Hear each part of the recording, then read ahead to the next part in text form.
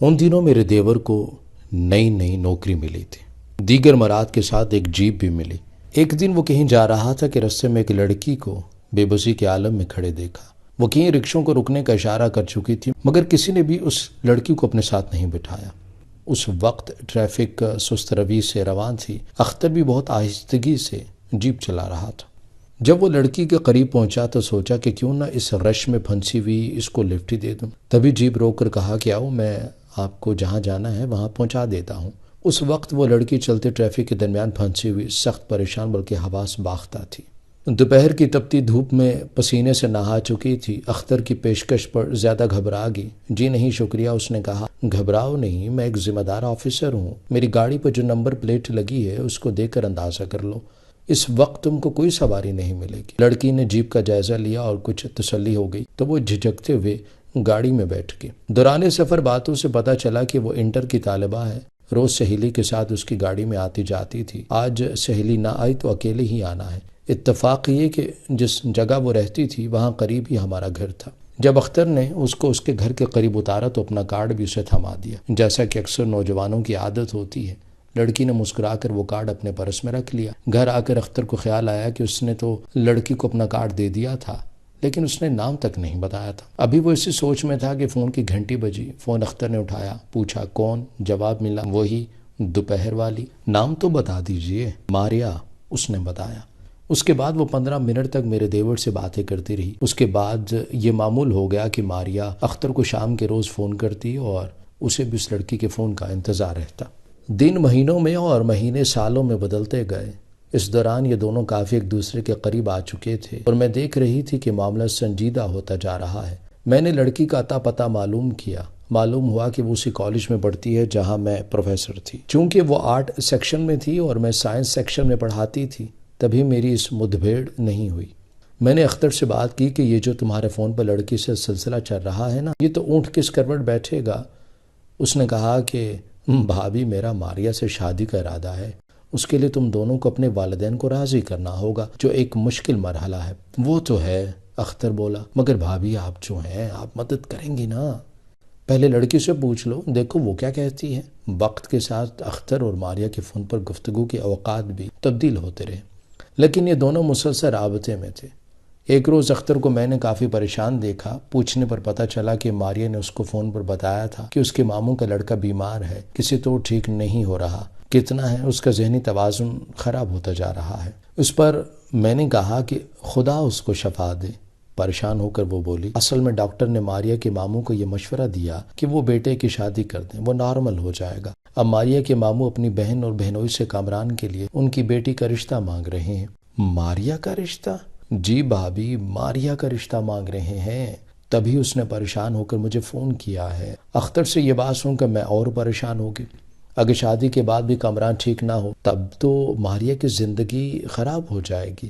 اس دن کے بعد میرا دیور کافی پریشان رہنے لگا۔ تب میں نے اختر کو تسلی دی اور مدد کا وعدہ کیا۔ میں نے اپنے ساس سسر کو اعتماد میں لیا، اختر اور ماریا کے رشتے کے لیے ان کو راضی کر لیا۔ ماریا کو اپنی شاگرد بتایا اور منا لیا کہ وہ جلد از جلد اس کا رشتہ طلب کرنے ماریا کے والد کے پاس ان کے گھر جائیں۔ ایک ہفتے کے اندر اندر اپنی ساس کو لے کر میں ماریا کے گھر گئی۔ اس کے گھر والے بہت خوش اخلاقی سے ملے۔ رشتے کے بارے میں کہا کہ ہم صلاح مشورہ کر کے جواب دیں گے۔ یوں لگتا تھا کہ جیسے انہوں نے ہم کو پسند کر لیا ہے۔ مجھے تو یقین ہو گیا کہ ماریا اب میرے دیور کی دلہن بننے والی ہے۔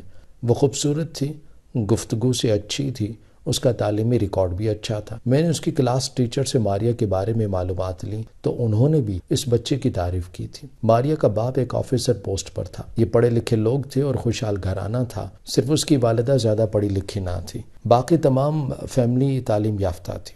میں دوسرے تیسرے روز ماریا کی امی کو فون کرتی تھی۔ ان کے لیے یہ انتظار کے دن قیامت کے تھے، کیونکہ لڑکی کے گھر اب بھی صلاح مشورے ہو رہے تھے۔ گھر والے سوچ رہے تھے کہ وہ اختر کا رشتہ قبول کریں یا نہ کریں، کیونکہ ہم بالکل خیر لوگ تھے۔ ادھر لڑکی کا ماموں ممانی پر زور ڈال رہے تھے، منتیں ترلے کر رہے تھے۔ آخر ان لوگوں کی فتح ہوئی اور اپنے بیٹے کے لیے بھانجے کا رشتہ لینے میں کامیاب ہو گئے۔ جب لڑکی اس رشتے پر قطعاً راضی نہ تھی، بھلا ایسے لڑکے سے کون لڑکی خوشی سے شادی کرتی جو ذہنی طور پر ناکارہ ہو۔ جب اختر نے سنا کہ ماریہ کے والدین نے اس کا رشتہ کامران سے طے کر دیا ہے تو وہ پچھاڑ کھا کر دیوار سے جا لگا۔ میں اور امی جان بھی اختر کو افسردہ دیکھ کر گمسم تھی۔ ادھر ماریہ کی یہ حالت تھی کہ مردہ سے بستر پر پڑ گئی تھی، جیسے کسی نے اس کی جان نکال لی ہو۔ اس کے والدین کو علم ہی نہیں تھا کہ ان کی بیٹی اختر کو پسند کرتی ہے۔ یہ سارا کیا دھرا تو اس کی کم عقل ماں کا تھا، جس نے بھائی کی محبت میں اس کی التجاؤں پر بیٹی کو قربان کر دیا تھا۔ اس کے کئی دنوں تک اختر کا دماغ معاف رہا تھا، جیسے کسی نے اس سے سوچنے کی طاقت چھین لی ہو۔ 2 ہفتے بعد ایک روز فون کی گھنٹی بجی، اسی مخصوص ٹائم پر جب وہ اختر کو فون کیا کرتی تھی اور وہ فون کے قریب ہی رہتا تھا۔ اس نے فون اٹھایا۔ ماریہ بول رہی تھی، مجھے معاف کر دو اختر، میں مجبور ہوں۔ وہ رو رہی تھی، تم چاہو تو میں گھر سے بھاگ کر تمہارے ساتھ کورٹ میرج کرنے پر تیار ہوں۔ ایسا مت سوچو ماریہ، اختر اسے سمجھا رہا تھا۔ تمہارے والدین کا بھی حق تم پر واجب ہے، ان کی اطاعت کرو اور مجھے بھول جاؤ۔ یہ مناسب نہیں کہ ہم ان کو بھول جائیں اور خوشیوں کا راستہ تلاش کریں، ان کو رنجیدہ کریں۔ بھاگ جانے سے بہتر ہے کہ جدائی کا درد ہمارے دل میں رہ جائے۔ کم از کم تمہارے والدین دنیا والوں کے سامنے رسوا ہونے سے تو بچ جائیں گے نا۔ رشتہ طے ہونے کے 1 ماہ بعد ماریہ کی شادی اس کے ماموں زاد کامران سے ہو گئی۔ ماریہ نکاح پر راضی نہ تھی، مگر زبردستی اسے مجبور کیا گیا تھا۔ اپنی ماں کی خاطر اس کو یہ قربانی دینا پڑی، اور ماں نے بھائی کے لیے بیٹی کی خوشیوں کا خون کر دیا تھا۔ اس کو امید تھی کہ ماریہ جیسی اچھی جیون ساتھی پا کر اس کا بھتیجا نارمل ہو جائے گا۔ ایسا نہ ہو سکا۔ کامران کو پہلے کبھی کبھی دورہ پڑتا تھا، اب آئے روز دورے پڑنے لگ گئے۔ وہ فاتر العقل ہوتا گیا، الٹی سیدھی حرکتیں کرنے لگا۔ بیوی کو بھی آیا کہہ کر بلاتا، کبھی امی جان اور کبھی پھپھی، غرض ایسی نرالی باتیں کرتا کہ افسوس ہی ہوتا تھا اس کی جوانی پر۔ ادھر ماریہ بیچاری اب جیتی تھی نہ مرتی تھی کہ ساری عمر اس کو ایک پاگل کے ساتھ گزارنی تھی۔ کامران کا علاج ہو رہا تھا، مگر مرض بڑھتا گیا۔ جوں جوں دوا دی، ہم نے تو یہ سوچ کر صبر کر لیا کہ ماریہ ہمارے نصیب میں نہ تھی، لیکن قدرت کے لکھے کو کون ڈال سکتا ہے۔ کامران جو پہلے تھوڑا سا کھسکا ہوا تھا، اب بالکل بھی آپے میں نہ رہا۔ علاج کراتے کامران کو 2 برس ہو گئے، اور یہ عرصہ بیچاری ماریہ نے انگاروں پر لیٹ کر گزارا ہو۔ اس اثنا میں اس کے پاگل شوہر نے اس قدر پریشان کیا کہ وہ خود نیم پاگل لگنے لگی تھی۔